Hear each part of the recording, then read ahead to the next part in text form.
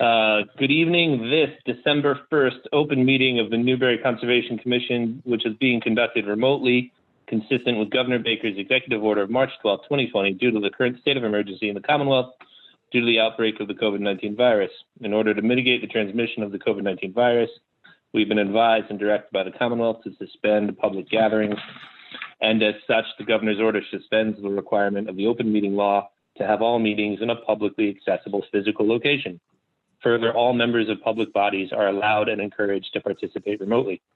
The order, which you can find posted with agenda materials for this meeting, allows public bodies to meet entirely remotely so long as reasonable public access is afforded so that the public can follow along with the deliberations of the meeting. Ensuring public access does not ensure public participation unless such participation is required by law. This feels like I must be reading an old one. This doesn't feel right. Anyway, this meeting, part of this meeting will not feature public comment.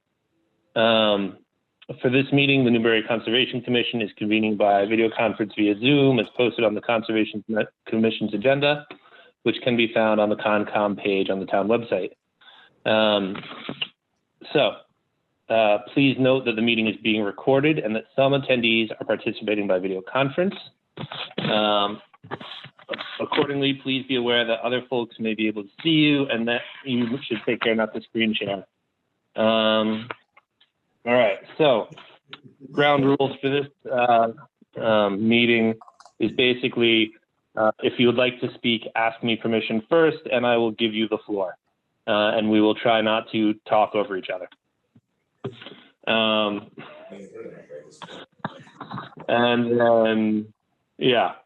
And then all votes taken in this meeting will be conducted by roll call. Okay, so that's the first script. And then let's go on. We've got another short script.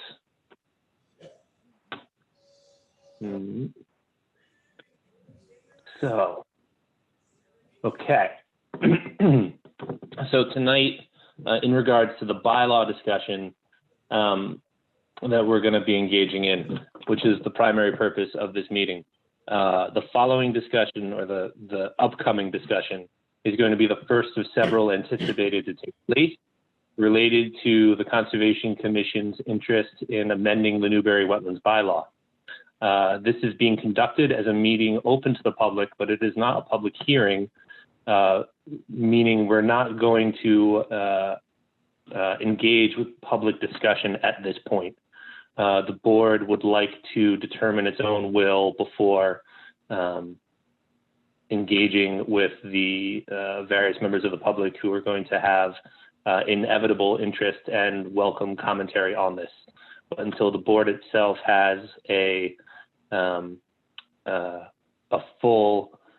fully fleshed out idea of what it is we're talking about, we are going to disallow public engagement in this portion. The public is encouraged to watch and take notes and come back to us later, but for this section at least, we're not going to be engaging in that commentary. It's essentially a working session for the commission to have these discussions to formulate how we would like to amend the bylaw. With that being said, let's move into the agenda. So first thing on the agenda, looking at what we have here, we have, we need to do the next regularly scheduled meeting will be on December the 8th. We have no minutes. We have one public hearing for the town of Newbury, 14th Street, DEP number still to be assigned. It is a continued NOI to improve the right-of-way and construct an emergency access driveway.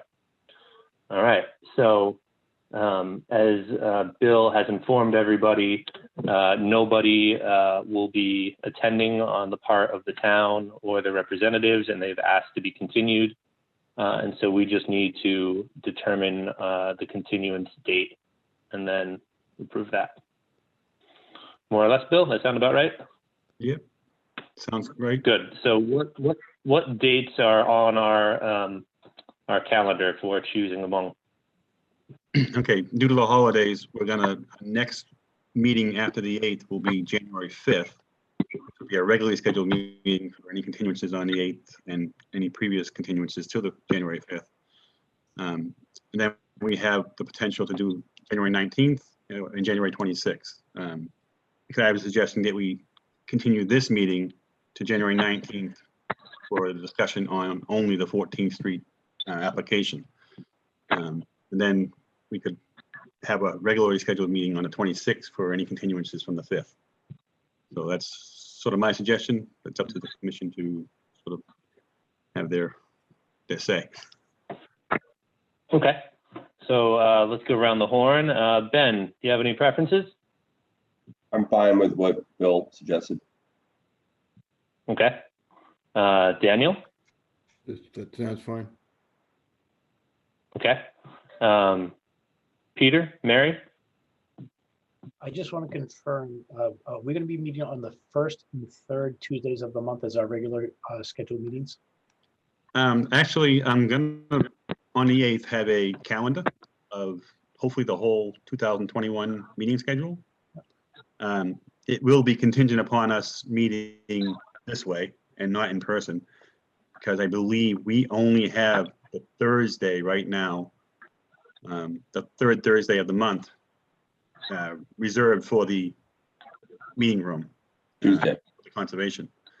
So if we were going to have more than one meeting, we'd have to make sure we have some place to hold that meeting other than on the third Tuesday, of the month. So right now I have it scheduled so that we can basically meet every 3 weeks on a regular basis. And that covers a 21-day appeal and helps us move things along a little faster. So I'll have that scheduled for you on the 8th that you can all review. And if there's any, and it also allows us to put in special meetings if we need and on the off weeks. So that's kind of what I'm thinking. I appreciate the 21 days. Thank you.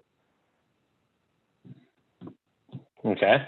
So then, Pete, would you want to do this on the January calendar that Bill just suggested, or do you want to? It's perfect. Brilliant. Mary, do you want to pipe in on this one? All right. So I'm good with that too. So let's have a motion to do the calendar that Bill just suggested, where we'll do the first. Help me out here. I already forgot it.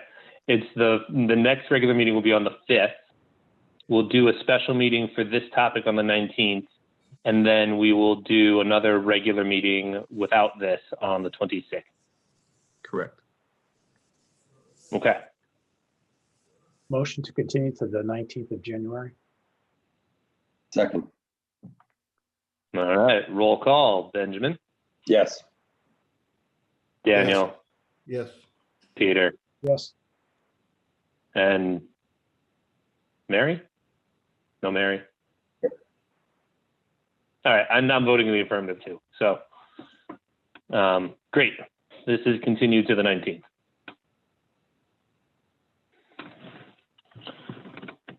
All right, so then moving on to the next, let's read through. So we have no certificates of compliance, no extension permits, no emergency certificates, no reissuances, and our final matter is other business, the Conservation Commission discussion on the Wetland Bylaw amendment, which just for our members of the public that are still here is sort of in listen-only mode. We're happy to have you, but we need to decide what we want to do first before we engage in anything with the public. So with that being said, Bill, do you maybe want to, my idea, and if anybody wants to say otherwise, feel free. My idea was to have Bill Holt screen share, put up the MACC model bylaw that we kicked around some versions of to Bill, where, if anybody had an idea, we gave it to Bill and we could just sort of live edit and work through, line by line or paragraph by paragraph and, maybe not make it to the end of the document, but sort of start with the core principles that way, and then we're all seeing and agreeing to or disagreeing to the actual language at hand, rather than a theory or a principle or an idea. So does that sound workable, or do we want to do it a different way? Might we want to agree on what we're actually trying to achieve first? Or come to Well, some that's kind of concurrence? what it is. I think we're trying to agree on what it is we're trying to agree to. If I could make a comment, maybe try to help you Yeah, move that go ahead. along. I think what we want to do today is basically discuss essentially just the wetland bylaw amendments. And what I mean by that is the actual bylaw which sets up, allows the commission to adopt regulations townwide versus just on the island. So we're going to expand the Wetland Protection Act, the Wetland Protection bylaw that we have currently, to include all of the town rather than just the Plum Island area.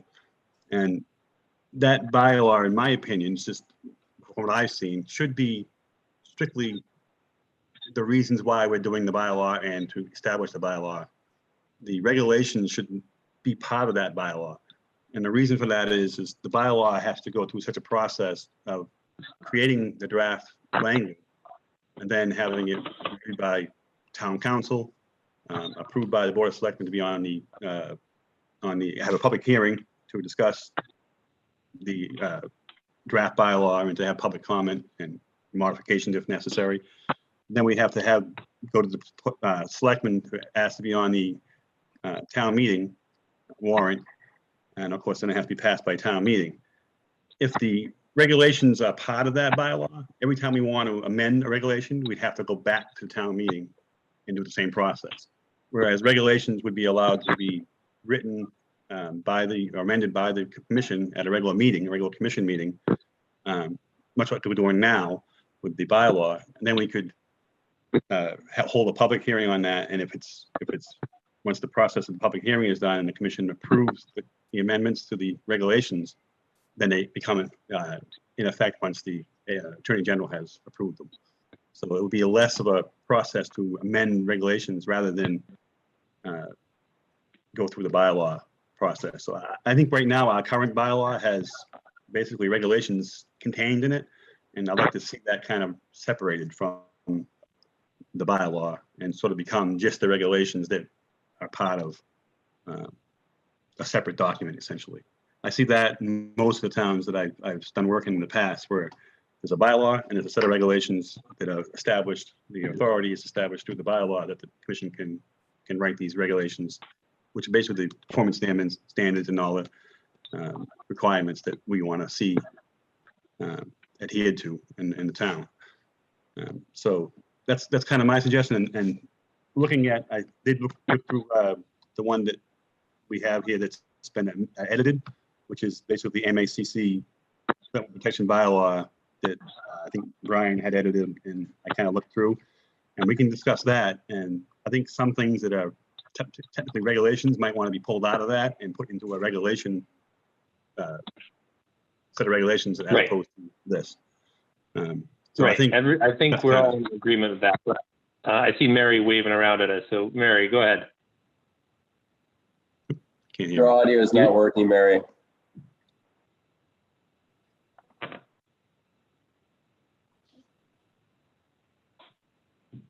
Are you the 508 number? Somebody needs to unmute Mary. Doesn't look muted. I don't know what's going on. I think she's calling in on the phone to use the audio, but She needs to unmute that number on her phone. Star 6 or star 9? Star 6, I believe. Yeah. there we go. There it is. Okay, thank you very much. We can't hear you. Nope. Can't hear you. Can you hear me now? Yes. Okay, I'm gonna hold the phone up then. May have to put it on speaker. You have to turn off the audio coming out of your computer because we're getting echoes. Okay. And you put your phone on speaker, it might work.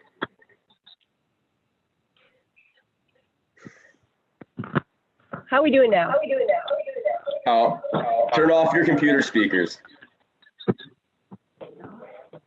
You don't need to mute yourself, but you need to turn off your computer speakers and so that it doesn't echo. Yep. Any better? All right. That sounds Perfect. good. Much better. Yeah, this was supposed to have been fixed today. Apparently it's not. So, on Bill's comment about the regulations, just wanted to make one point that we can make regulations, but they have to be consistent with the bylaw. So the geographic extent of jurisdiction can't change. The interests that we're protecting under the bylaw can't change. So there are restrictions on what kind of regulations that you can make. The second point is that the bylaw that we have now was mandated by DEP as a condition of the sewer project onto Plum Island. And so pulling out stuff from that, there may be some repercussions from doing that. We had to commit to that particular language in that bylaw. And so I don't know, but we'd have to investigate further whether or not we have leeway to muck around with that part of things, or if we need to just add to it. It's a good point. And I think that's an easy thing for, somebody else to answer. So if we just cut and paste the existing bylaw essentially into the MAC bylaw, in a manner of speaking, if we don't leave anything behind, that should take care of that. And if It's essentially what Newburyport did. Yeah, and if there is a regulation. Oh, sorry, go ahead. Newburyport had a similar bylaw that was mandated on the beach, and they added the whole city to it recently. So that bylaw is kind of what we're trying to do. I don't know if the actual specific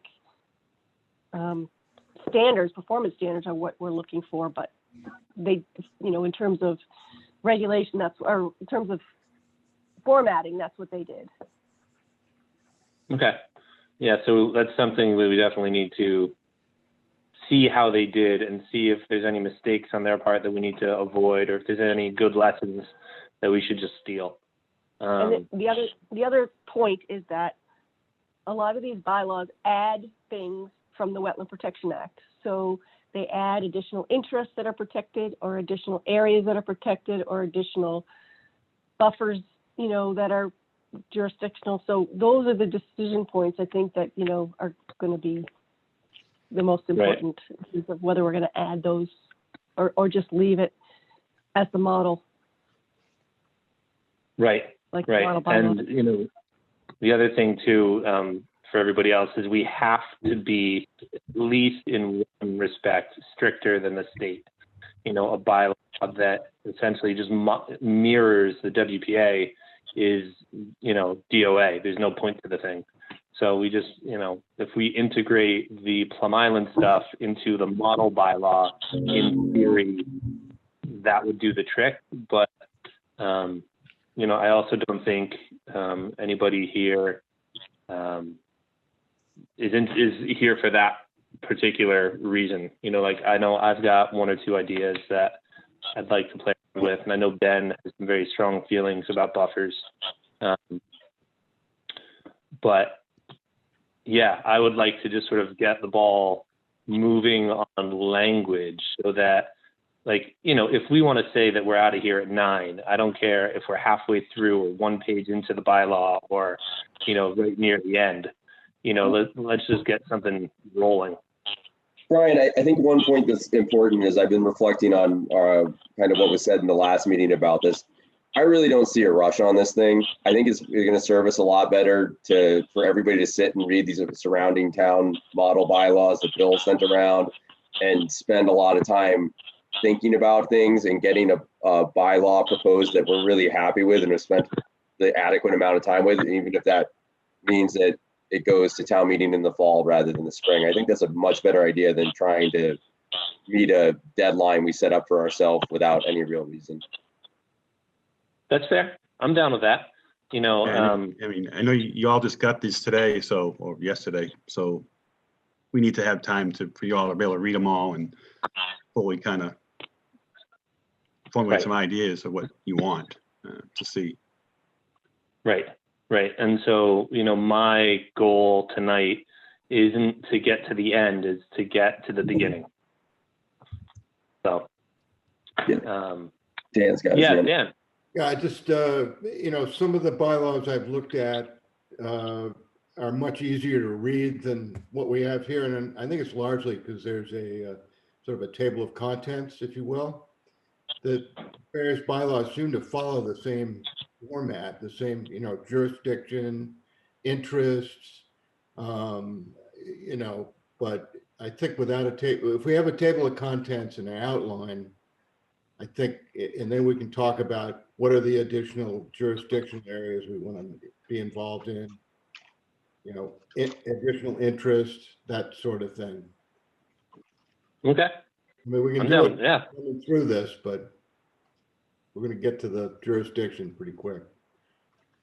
Yeah. So let's put that as, you know, the last thing we'll do, because, you know, if we have to keep adjusting the table of contents every time we adjust what's in the content, Bill Holt might kill us.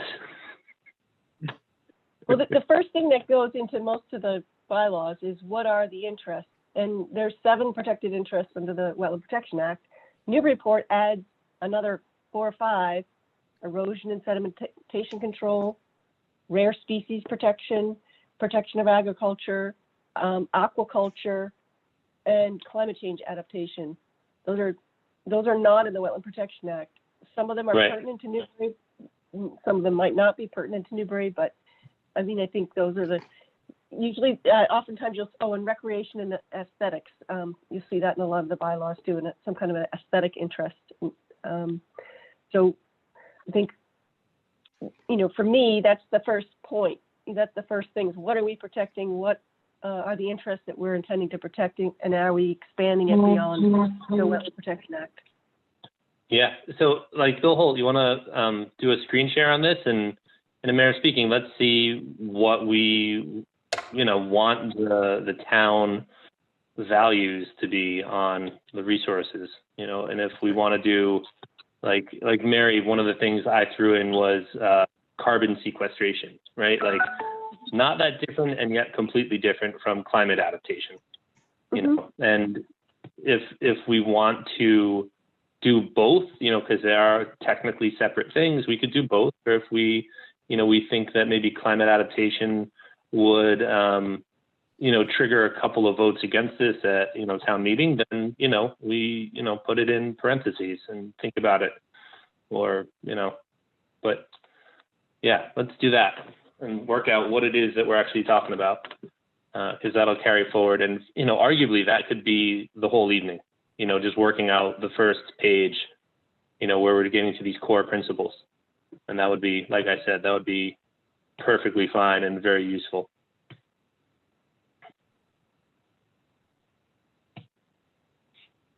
There we Everybody go. see that? This is actually All right.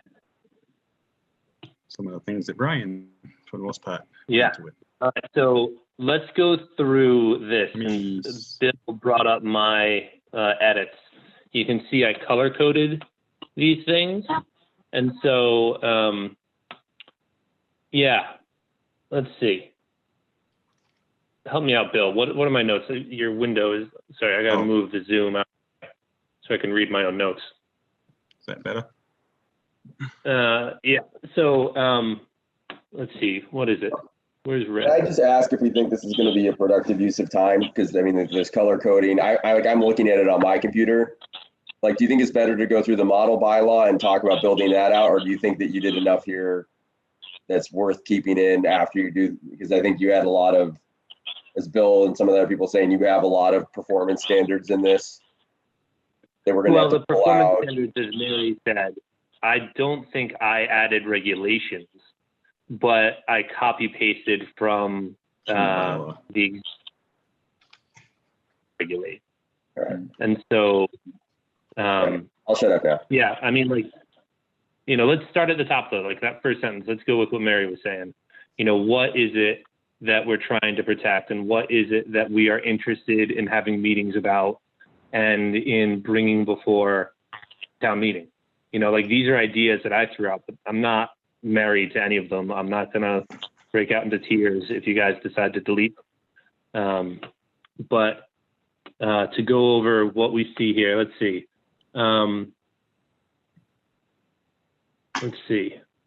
Green ideas are like, I've got greenhouse gas sequestration, right? That one's kind of a new idea. Let's see, what else is, what's in red? Red is my own addition. I don't know, Bill, I can't read my own notes here. You can't read? What are our color codes? The red didn't have it. I can find red or purple, what those were about. You said that blue denotes formalities that needed to be tweaked. All right, so Newbury, the town of Newbury, right? The Plum Island Barrier Beach, just to make your bylaw relevant to the town you're in.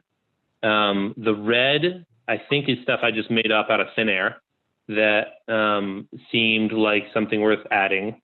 The purple is arguably the crazy ideas. The green is just new ideas, and orange down near the bottom is stuff cut and pasted out of the existing bylaw. So things that were only in the legally required bylaw that weren't in the model that I incorporated into the model. So That's it what it seems is. like we need to just take the existing bylaw. Is that what this is from? The existing bylaw? This is the model. This is Mac's model. And then Mac.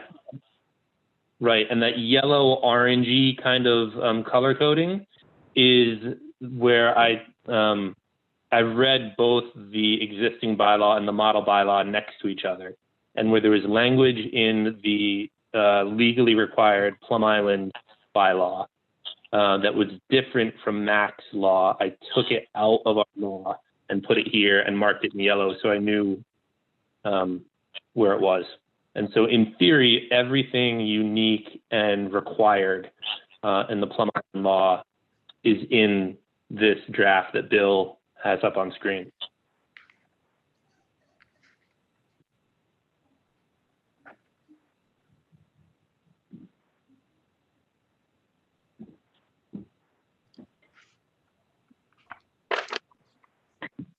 So But I'm wondering if we shouldn't take the actual town bylaw and edit that by interjecting the MAC information, if that's possible.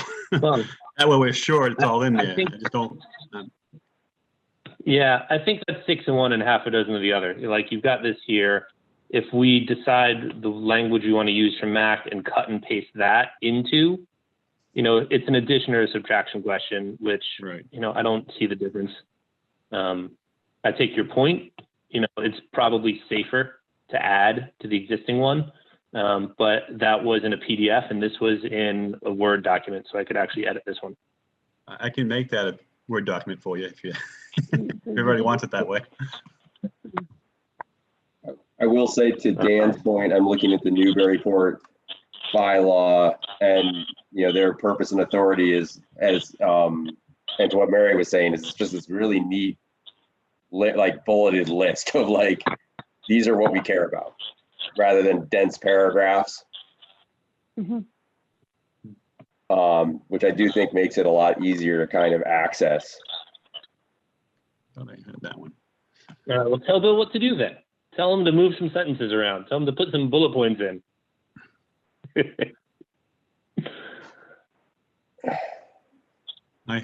I had the Newburyport one on the computer. I could pull that up if you want to see it, or I can just stick with this one and we can.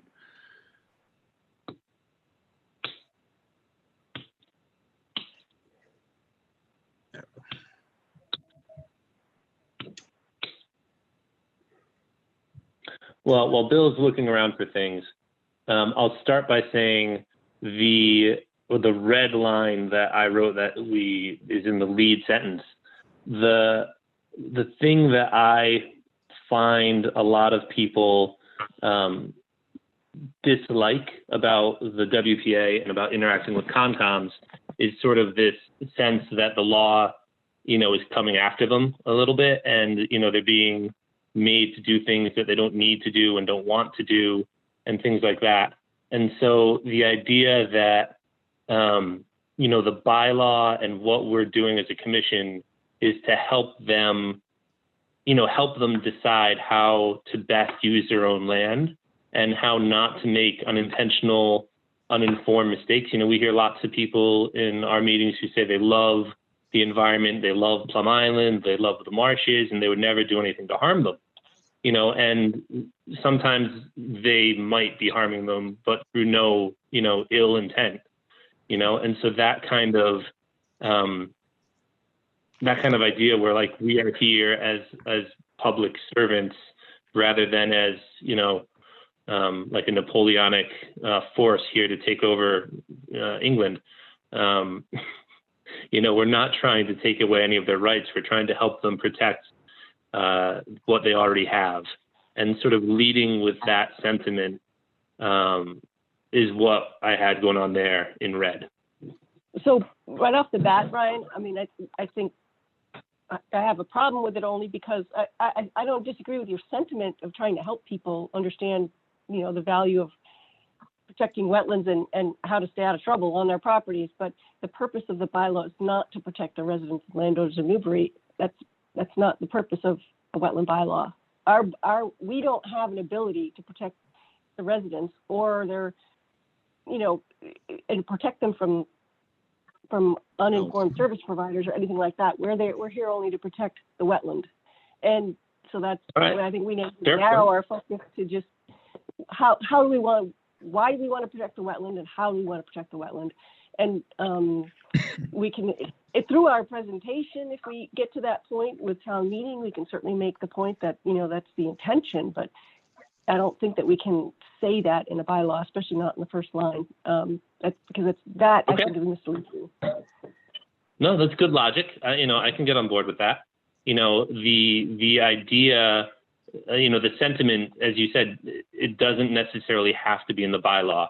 You know, if you put it in the presentation and we say, like, you know, even though the law isn't to protect you, you know, we, in our execution of the law, you know, are doing that anyway. But I take your point. That's very clear. Yeah. So, Bill, why don't you just scratch that then? Okay.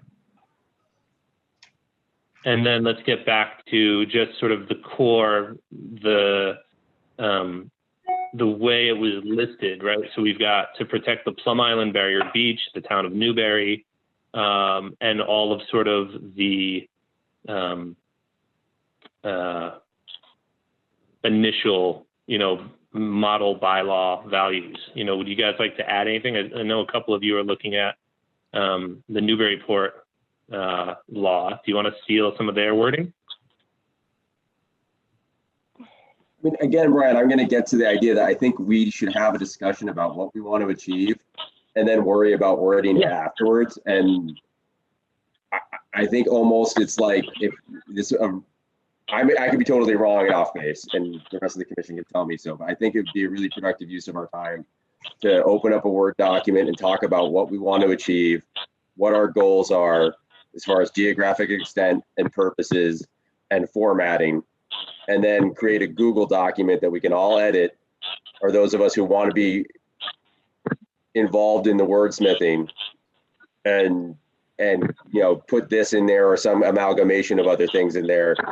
And then at the next meeting or 2 meetings down the road, we have something that the whole commission can look at and think about the actual wording rather than try and brass tack things out right now. That would be my path forward, but I'm happy to do whatever the commission wants to do. No, I'm on board with that, Ben. I think. Go ahead, Mary. No, I was going to say I'm on board with that. That sounds reasonable, and I think, you know, the way the model bylaw was set up is it creates decision points, and it's pretty easy to go through and decide, you know, okay, in this section, they're talking about this. It's different than the Wetland Protection Act. Do you want to add it? Do you want to modify it? Do you want to leave it out? You know, so it shouldn't, once you make all those decisions, then it's easy to write it. And so I agree that starting with just a blank sheet of paper and just putting down our ideas is going to be helpful. So I get what you're both saying. I have one fear and one sort of procedural. And the procedural is that I think wordsmithing is doing that sort of what is it that we're here for? Because it's such a, like, Mary's point to what I wrote, the words that I put down are inappropriate for the law that we're trying to work with. And, she could see that in the words and make a good point. And so we'll scratch that. If we do this in like a shared Word document, I'm not sure how productive that'll be, because like Mary, we did this actually in like September, October, and I asked everybody to look at it and send in their comments. And, I don't know who sends in comments about what they'd like to see in the bylaw, because we tried to do it sort of individually. To avoid getting into open meeting things. And if we all work on a shared Google document, that feels like something that might be frowned upon by certain open meeting professionals. So that's why I'm sort of pushing the wordsmithing in this context. Because if we don't do it, we've already tried and we kind of didn't do anything with it. And if we try to do a shared document, I don't know who's going to dislike that. I don't know the open meeting law in this new COVID world well enough to understand if that would be allowed or disallowed. If I could, Brian, I think if the information flows through Bill, Right. you're fine. There's no violation of Right. everything just flows through you. So if you want to make it a working document, a Google document, that's the mechanism to do it. So I think what Ben is suggesting can be facilitated. You just have it go through Bill, right, Bill? Yeah, I think so. Yeah, I think that would work. That makes it a working document. So if Bill sets up a Google document and he gives us all viewing privileges, and then he is the only one with editing and commentary privileges, he can take what we say, incorporate it, and then like at the end of each meeting, if we want to talk about something, we would, in terms of workflow and how we would do that. You're very similar in a manner that he would receive emails from individuals and then disseminate it to the board members. Yeah, I think you just set it up so that it's you're not editing, you have suggestions. There's a Google setting that's like, make a suggestion. So like whatever your edit is suggestion, and it's there, everybody can see it, and it's not a true edit. And then Bill can, so the document's preserved and you can see what everybody's comments were. Right. About it. Yeah, that would seem to make sense to me. That's the way you'd probably want to do it, so that you can make comments and we can see, or at least I can see them at least. I don't know if everybody else can see them, but that's a possibility. Yeah, everybody can see them when they log in. Okay. So They can see who they were from. Yep. But that might make the process a little faster because people can do it and then we can all see it and discuss it at the next meeting. Yeah, and I think that, I know I'm not ready to like look at language, and I'm still thinking about some conceptual stuff and the big picture stuff. So I think Brian, you're a little further down the road than maybe some of the other commission members are in the process, because you've been so involved in it so far. But maybe Brian's gone now. So could I ask the question, Brian? Mary brought up, a point of, Newbury has a working document and they've added 4 or 5 different components. Do those dovetail with what we would be wanting to integrate as well? I think we lost Brian. Oh, maybe he's coming back now. There he is.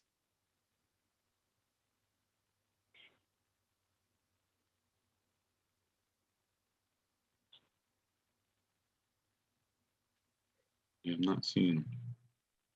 He's connecting to audio, it says.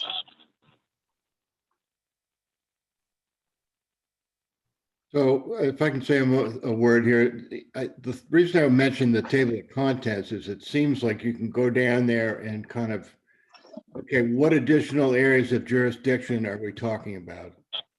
And that sort of thing. I don't know if that's appropriate to talk about that kind of thing tonight, or we have to do that with this document type approach. Usually, typically the bylaws are pretty short and they don't have tables of contents, but the regulations do. I mean, some of the bylaws are only 2 pages long, or 3 pages long. And so ours will be a little longer because of the Plum Island. But I think, yeah, having a table of contents, or at least an outline to work from, Well, would that's be. what I'm talking about. Not Yeah, that we actually have to have a table of contents. Just Yeah. We can kind of go through this in steps. And I was looking at the Raleigh one, for instance. Mhm. So purpose, authority under the bylaw, jurisdiction under the bylaw. Yep. Protected resource areas subject to jurisdiction. That's something we have to figure out. I think there are certainly several items that we would like to include in that are not in the WPA. Activities subject to jurisdiction. That's where I'm coming from in that. It's not like we need a table of contents now. We just have to have something. What are we going to talk An about? outline. Yeah. Yeah. Yeah. And it's all, and I think you do need to generally come together as a commission and agree on a couple of things. Because like Brian, did we lose Brian again, or is he still? No, I'm back again. Yeah, I mean, like, I personally feel like we should be doing something about buffers, but if the rest of the commission doesn't buy in on that, it doesn't really matter, and so I think that first and foremost, we probably want to talk about where we want to go with geographic extent, and then where we want to go with some of the things Dan was just calling out in the jurisdiction, what resource areas are we going to be talking about, and what activities are we going to be talking about? So some towns have differences in how they delineate the wetland boundary. So under the state rules, you use, vegetation, 50% or more vegetation, as well as hydric soils, or other indicators of hydrology. Other towns do use the highest of all 3 of those indicators, and so I think that just for purposes of consistency and not having multiple delineations on a single site, I think I would be comfortable using the same delineation of resource boundaries, vegetated wetland boundaries, as they do, as we have under the Wetland Protection Act. But I think there is room for discussion about isolated wetlands and what size isolated wetland that doesn't qualify for jurisdiction under the Wetland Protection Act. That's always a hot button. Whether or not you protect ponds that are less than 10,000 square feet in size. Whether or not there's, you make any distinction, further distinctions on streams, whether, you name which streams in the town are perennial versus intermittent. Those are some of the things that you can address in terms of the types of resources that we're going to protect. So for example, an isolated wetland, a lot of towns use a 5,000 square foot minimum size for protection of an isolated wetland. So a couple towns used smaller, 2,500. They tend to not have a lot of function when they get really small. So unless it's a vernal pool. So vernal pools aren't protected if they're not in a resource area under the state rules. So maybe that's another consideration. Vernal pools, whether or not they're in a resource area, could be protected.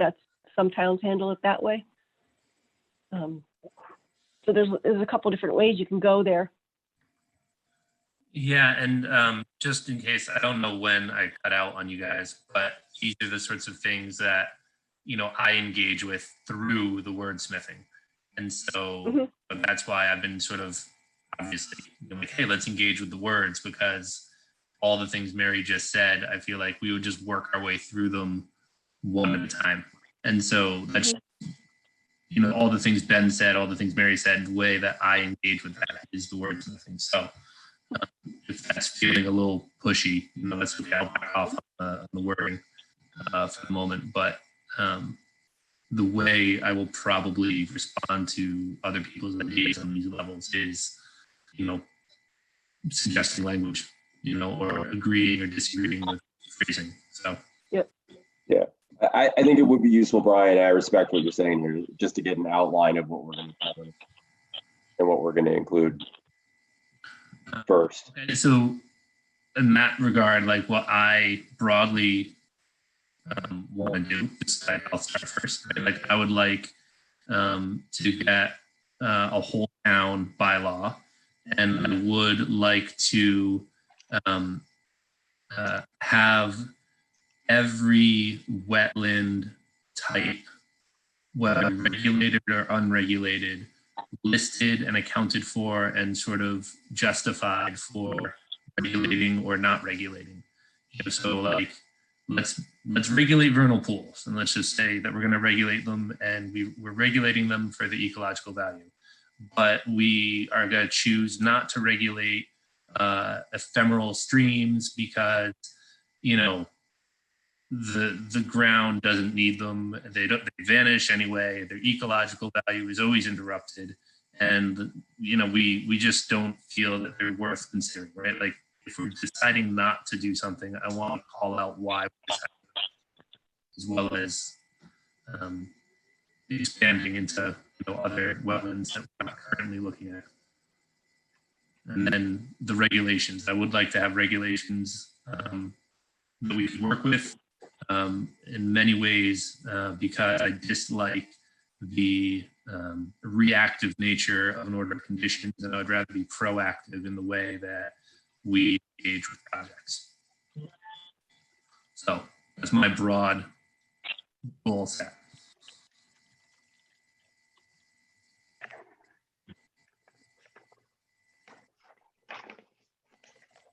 I wrote it down for you. Anybody else? No volunteers? Ben, what do you want to do? I largely agree with what you said. I also want to see a whole town bylaw. I don't know if I'd care as much about having a listed justification and everything for every type of wetland that's out there. I think it may be useful. I've only looked at I really like the way the Newburyport one's laid out so far, but I'm also very specifically interested in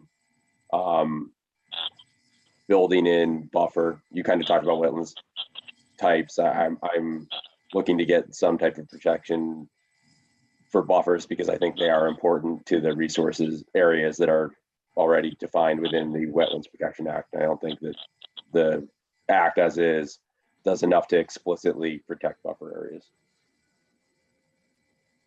Cool. All right, let's do alphabetical. Here, Daniel, what about you? You have any goals? I mean, you know, Mary was going through some things that have, you know, some jurisdictional areas that have been on my mind. I mean, everybody knows it, but, you know, ACEC is another one, and the associated buffers.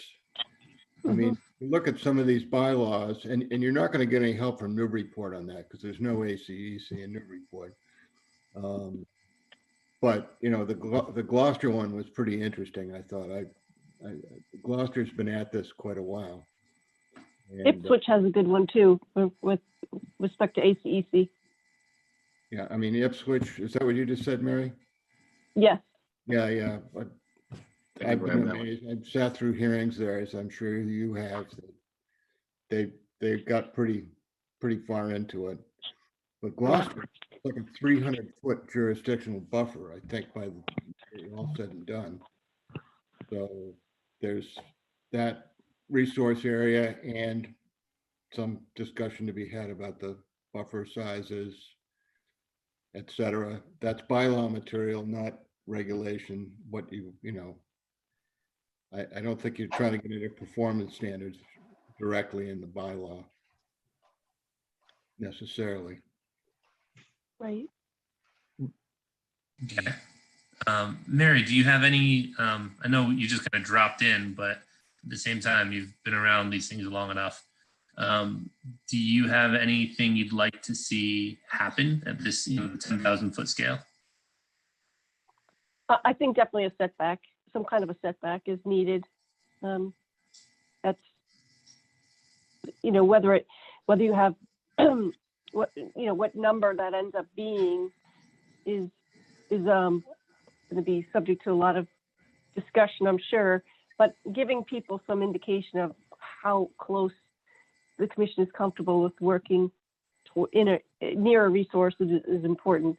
There are also provisions, that you can have waiver provisions and mitigation requirements and things like that if there are certain cases where closer proximity than the setback allows could be written in as well. There are good examples of that. But I think that's probably the most important thing. Okay. Peter, how about yourself? So I'm coming at this from a different perspective because this is not my wheelhouse.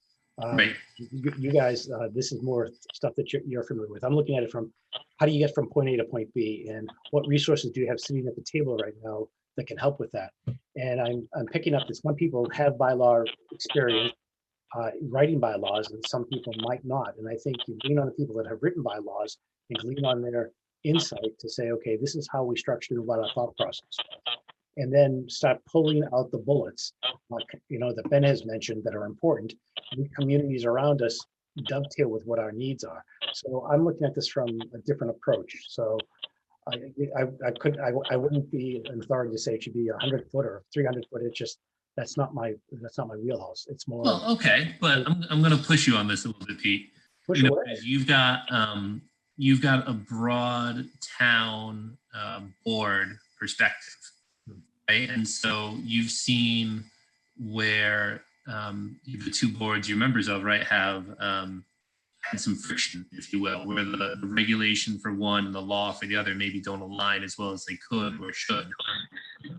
Do you see any opportunity to create smoother interactions between these bodies, or do you see an opportunity to make more rougher interactions so that the things that really need to be sifted and sorted out don't fall through the cracks?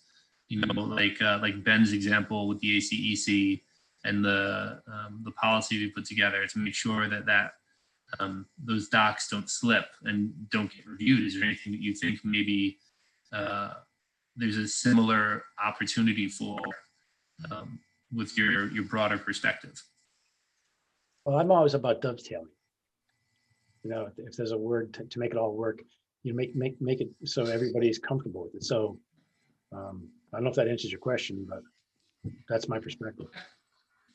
So then, I suppose maybe if you could think on that a little bit, if you see any opportunities to create dovetails, or we might not, because we're all focused on the ecology and the regs and the buffers and all these other things. If you see us bumping into anything, I would appreciate it. If you helped us to keep it smooth, that'd be good. You definitely have a lot of talent sitting around the table here. Well, between all the beards, we're okay. And then Mary's the one that just, doesn't have a beard, so she's the only sensible one.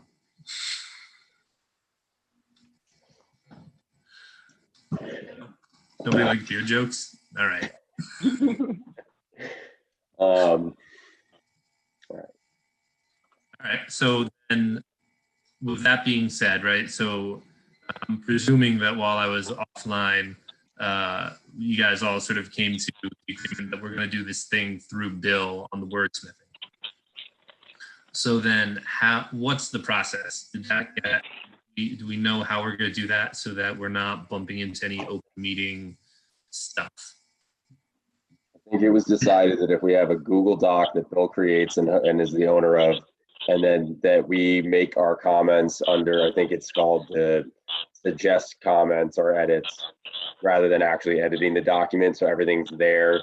and it's completely preserved about people's comments, what they said, and how they thought the words should change. And everything just shows up as strike through rather than actually editing things, and you can make comments on everything. That would satisfy the requirement. Okay. I haven't done comments in Google in a long time. If I make a comment, Ben, would you be able to see it, or would only Bill be able to see it? Everybody would be able to see it. So that I think I'm nervous about, because in a manner of speaking, that might be considered discussion. If you make a comment and then I make a counter comment. I had thought so I haven't, maybe I have to go back to what Bill wrote about what Lisa said, but in my conversations with how this would proceed with Doug, the formation of a subcommittee to work on this got us out of a lot of the stuff we're worrying about with a commission open meeting law. Okay. Maybe I'm wrong about that, or my memory is faulty. Yeah, I don't know. No, that's right. Wordsmithing counts as discussion. It seems.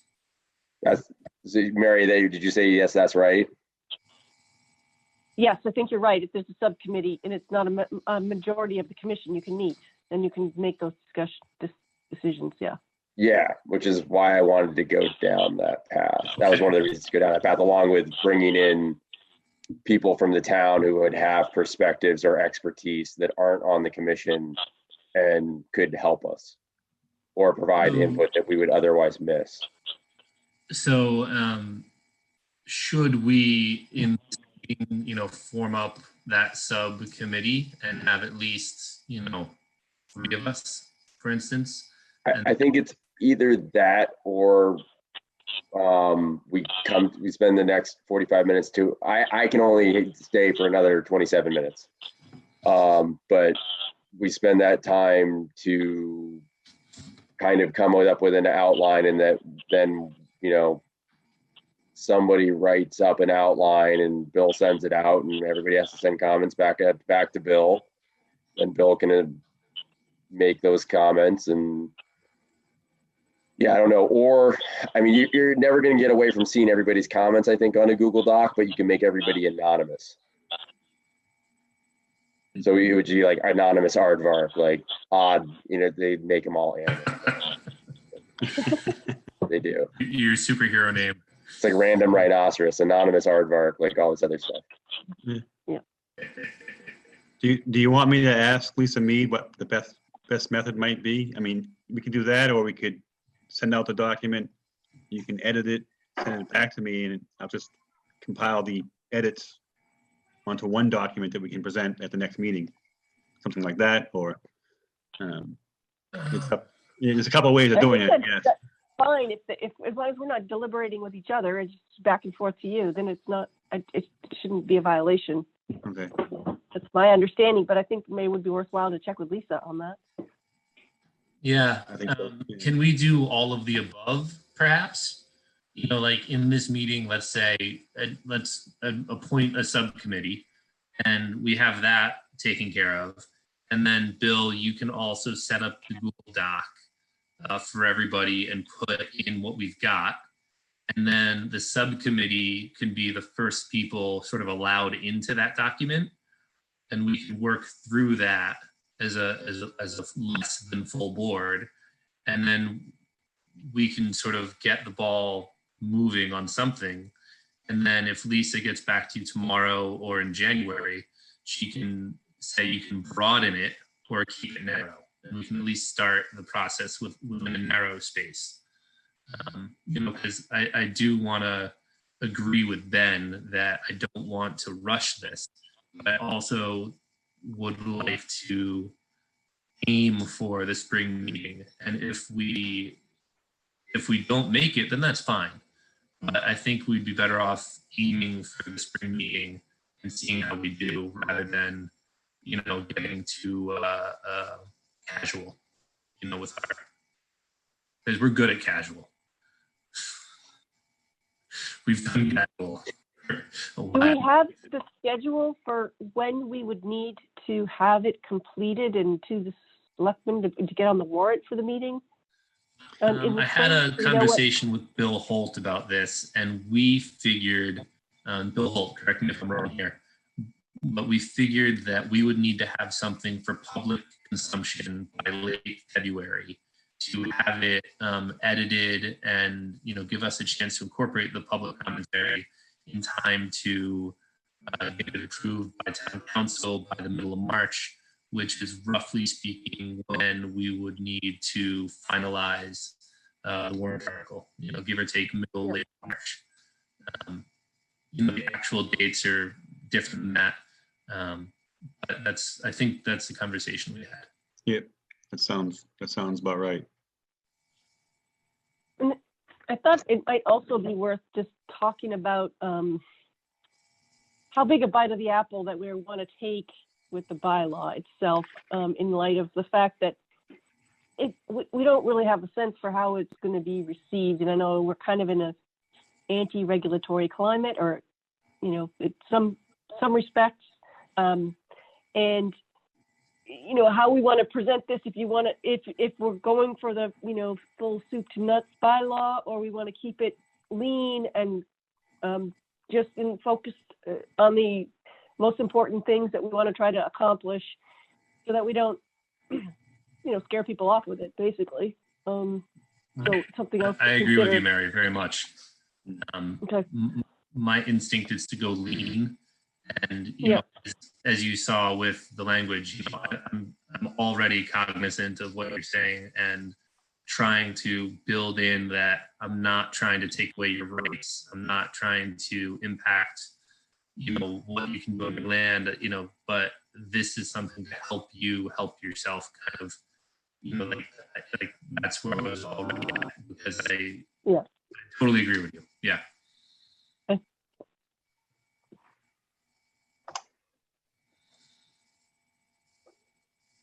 And that's a lot of the color coding coming in. Anything that isn't orange basically is a potential trigger for the whole thing coming down in flames. Right. It's a new idea.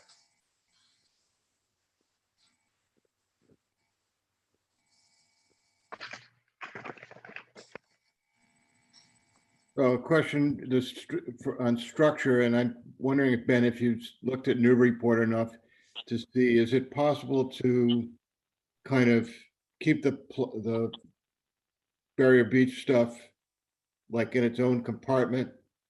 In other words, not necessarily blend everything together, and leave the coastal resources kind of in their own little shoebox. To my eye, yes, they have their own section on it, but Mary, I think you probably know because you've done a lot of work in Newburyport, right? Well, I think the purpose is you're gonna have to blend them in some of these sections. That's because you can't have two purposes and things like that. They have to be inclusive, and I think that's easy to do in that section. I don't know, Brian, if you can scroll down to the other sections that you've got there. Yeah. The jurisdiction is going to be, you're going to have to be explicit and cover everything that's in the existing bylaw and whatever additional inland. There'll be coastal and inland resources basically, and you can separate them in jurisdiction in that way. Yeah, so they list everything off in these big generalities like Mary was talking about, and then they have like their own section where it's like special provisions for the Barrier Beach, and then and everything like that. So they do break out the Barrier Beach, but then like everything else is kind of talking about generalities and other things. Right. Well, what you're going by there looks like that, I guess. Yeah, right there. Yep. Civic performance standards. That's right from the town bylaw right now. That's copy paste. But these also function as regulations in a lot of ways, and arguably they shouldn't be in a bylaw. It's kind of, but at this point, we might have to keep them even though it's bad form. I might ask Lisa if it's possible that we keep them until we get the regulations in place that maybe repeats them, and then maybe we can take them out of the bylaw so that they're still in place but not in the same spot. So I think maybe one of the reasons that they were included in the bylaws so that they couldn't be tinkered with in the future, loosened Yeah. Okay. That's, yeah, it's something to look into. Definitely. Mhm.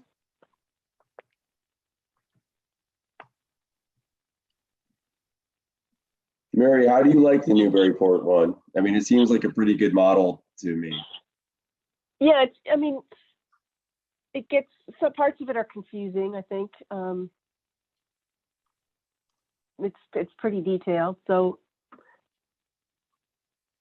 especially when it relates to Plum Island, but we don't have to redo all that, I don't think, or unless there's parts of the Plum Island, bylaw that people are not happy with. The Plum Island bylaw that we have come across most that we seem to be like we wonder out loud why we're seeing these projects, right? Is when they put on like solar projects, we have to do, a review of something that there's no construction impacting the land, arguably, right? It's all just stuff way up above the structure. But that one, that seems a little silly. Right. And you still have to see those, to demonstrate the FAR or lot coverage or something, or why are you seeing them? It's in one of those regs probably, but basically any construction that takes place on the island has to come through us, apparently. Like if it's exterior construction, we have to see it. Okay, I'll check that out. Yeah, I thought it was just anything that was touching the ground that had an impact on the resource. Well, like when they throw the roof tiles down, right? When they put the dumpster in the driveway, that's where arguably it interacts with us, but pretty, that could be an enforcement situation, but I'll see what the language says. Yeah, I think we might want to try to remove that from having to be done, filed for.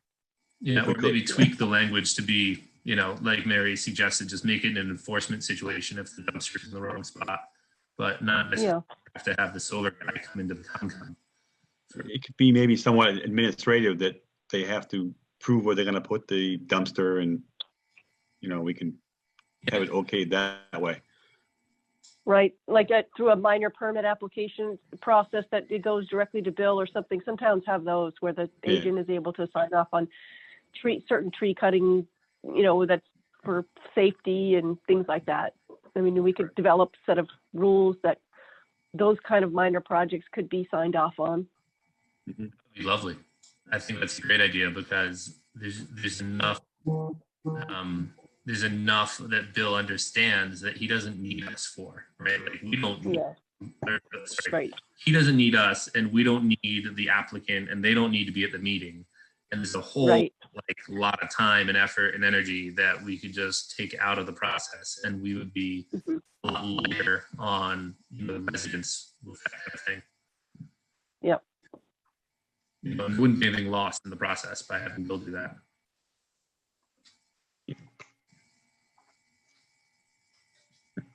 Yeah, I guess what I was really trying to say maybe is that looking at like Rowley and Gloucester and Newburyport, their formatting is a lot more like getting to what Dan was saying.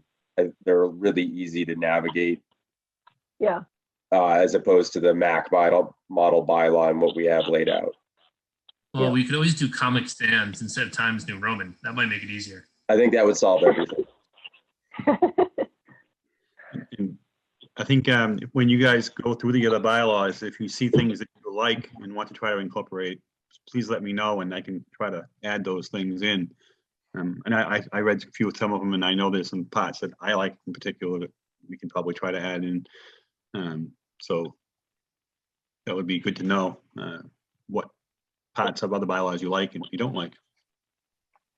One thing that we could also do, and I don't know if this is more make work for Bill or not, is just to do a survey and list like all the interests and all the potential jurisdictional areas and a bunch of different of the decision points, and just have people check off which ones they think are relevant and which ones aren't, and then at least we get some sense for where we're at and which direction we're heading in when we're pulling the language together.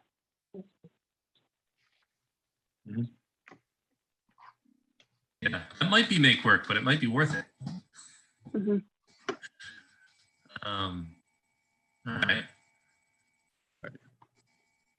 So then, in the interest of Ben piecing out of here in like 10 minutes, do we want to do that subcommittee idea and get it appointed? Because if we do, I think Ben should be on it, and I think he should be here when we make him do something.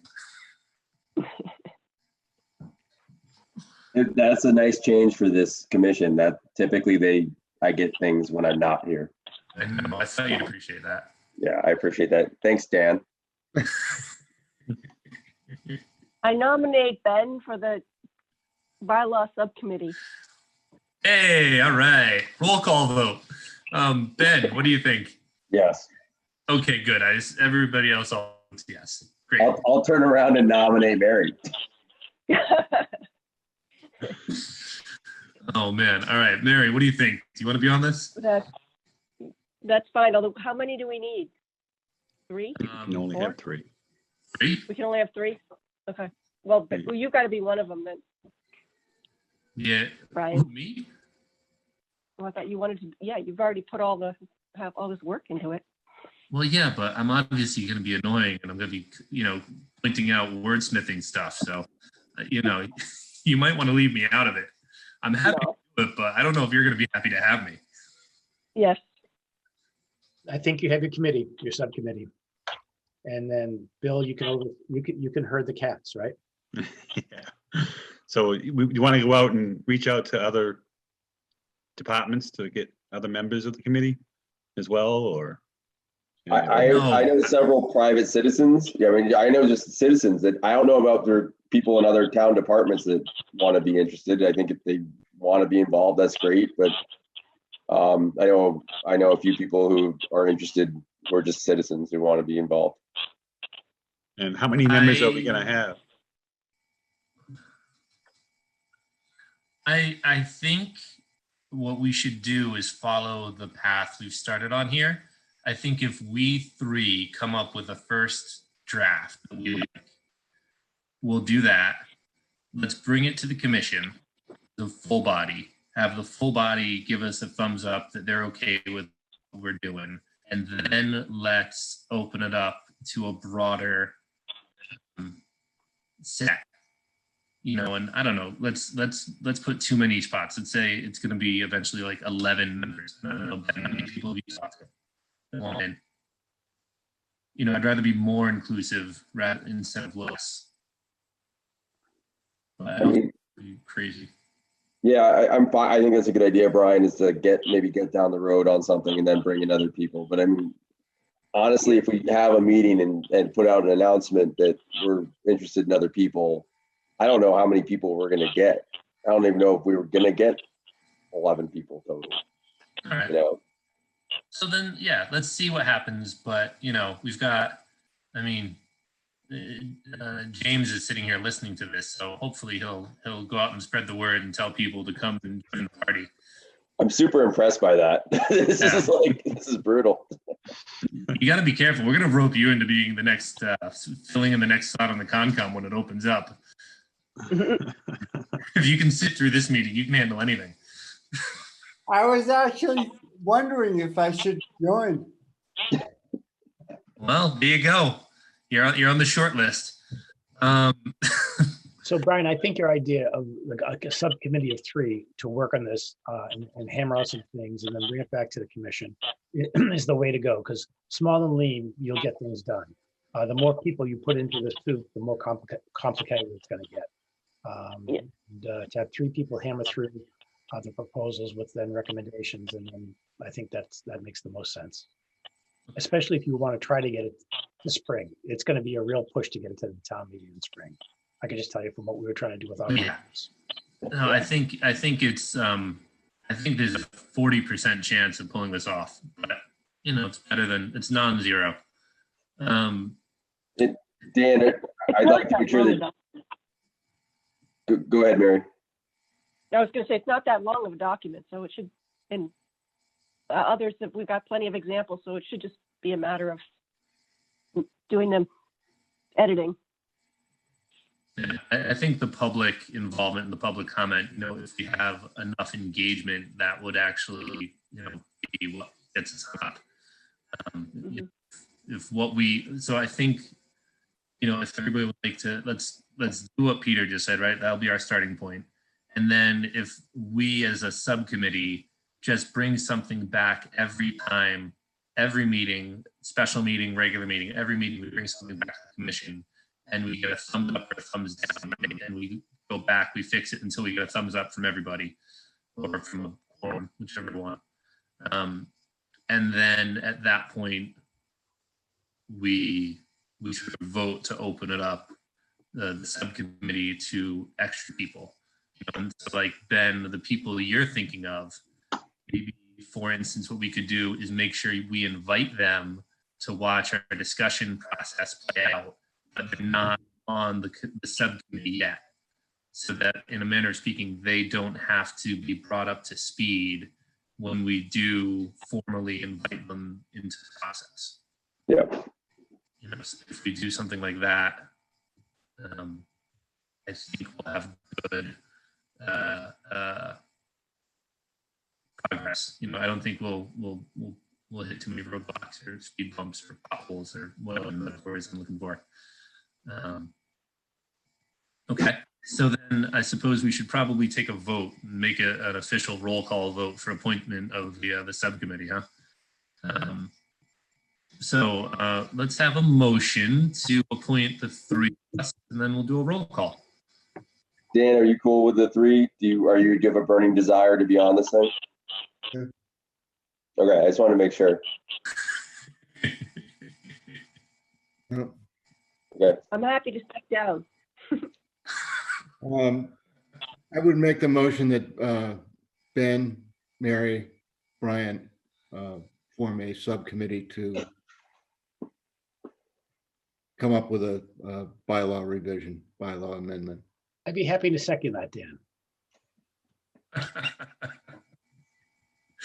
Thanks, Pete. All right, roll call. Benjamin. Yes. Daniel. Peter. Yes. Mary. And Yes. also vote in the affirmative. And so, great. So with that being said, since we just accomplished something, do we want to cut and run now, or do we want to keep talking? I have to cut and run, and you might need me to vote to adjourn the meeting. Just real quick, Mr. Chairman, we're up on January 19th, correct? Yeah, Okay, thank you so much. sure thing. Thanks for listening. Yeah, so we good with calling it now? We've got a plan. I have one question. Go for it, Bill. Are we still doing the Google document thing as well, or just the subcommittee to bring it back before we do that? Or Good question. Ben and Mary, do you just want to like email each other all the time, or do you want to have a common document that? If we can legally have a Google document, we can all look at each other's edits and do that. I think that is the way to go. all right, I'll find out, and if once I find out, I'll let you all know, and we can do it. Bill, set it up. Just find out after you set it up.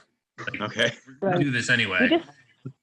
We just might want to decide what you want to use as the base document, Right. if this or another one of the towns. So we should just look into that. Okay. I agree. So I'll hold off until I hear which document we want to use. I think you'll hold off until, can we have email discussions about which document while you're deciding while you're finding out whether we can Google Doc? Yeah, I want Yeah. to look at some of the ones that you sent and just decide which one looks like it's the closest. Okay, so for the sake of just getting this taken care of now,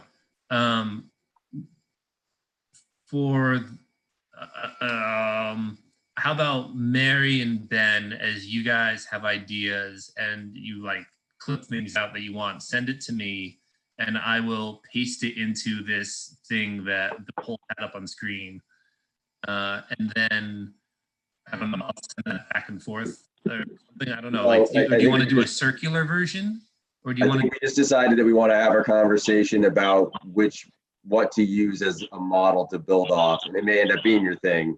but let's decide what we want to use as a Oh, model. I thought you meant like whether to use like a PDF or a Word document or Google or Zoom or. No. Sorry. You must be a heck of a tree skier, my friend. Close branches, they go right like that. I do have to leave. So I apologize. I didn't anticipate this going this long. That's okay. It's done. We did something. Have a good night. Good night, Ben. Good night. Yeah. Talk to you soon. Yep. Bye. Okay, so all right, so I understand what Ben said now. That's good.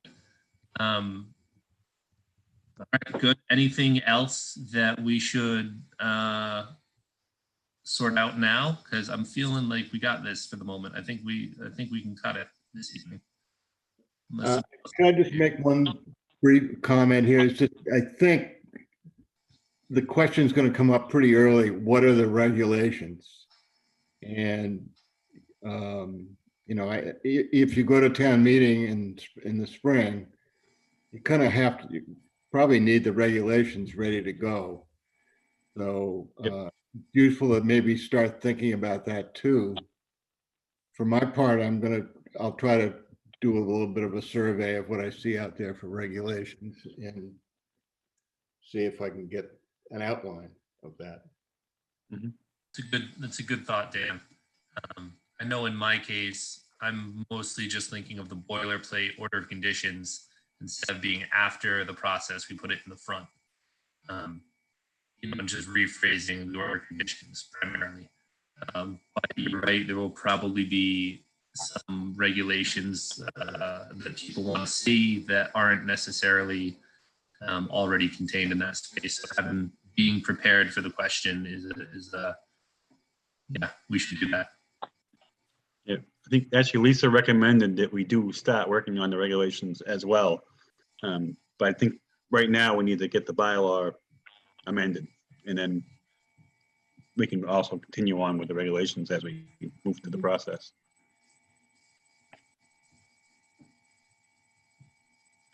Okay, so then new topics to talk about: going once, going twice. All right, that's the end of the meeting. Anybody want to vote to close the meeting? Move to adjourn. All right. Any seconds? Second. Brilliant. All right, roll call. Daniel, Yes, sir. Mary, Yes. and Peter. Yes. Great. And I'm voting affirmative as well. So thank you, everybody, for coming and moving this along. I'm enjoying this already. All right, I'll be in touch. All right. Thanks, Bill. Good night, everyone. Got you guys. Sunday, is that Thanks, our everybody. next thing? Sunday sidewalk?